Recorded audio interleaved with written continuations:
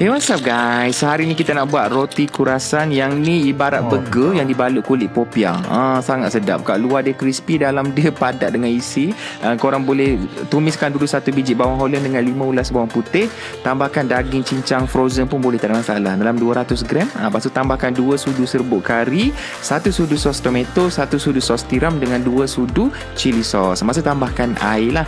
Air kena ada dek, nanti hangus kau punya tumisan ni. Lepas tu tambahkan black pepper, garam dengan sebut perasa secukupnya. Kacang-kacang siap lah kita punya inti. Lepas tu cari roti burger, potong 2. Lepas tu sapukan butter on both side. And satu side lagi letakkan QP mayo untuk bagi dia lagi extra moist dekat dalam lah. Lepas tu letakkan kita punya inti. Inti tu jangan letak sikit lah, dah buat sendiri kan, letaklah lebih-lebih terus.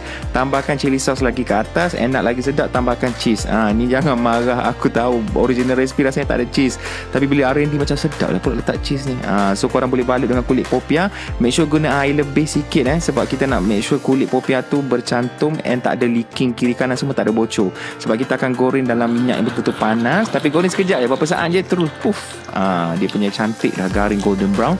And boleh angkat sedia untuk dihidang. Yang ni kalau balik tarawih tak ada masa pula, tak ada benda nak buat dengan family, bolehlah merewang ramai-ramai buat roti kurasan ni. Sangat sedap. Dengan ada bunyi crispy tu. Silap-silap kalau menjadi boleh jual nanti kan. So selamat mencuba. Lah tak habis lagi video. Habis dah.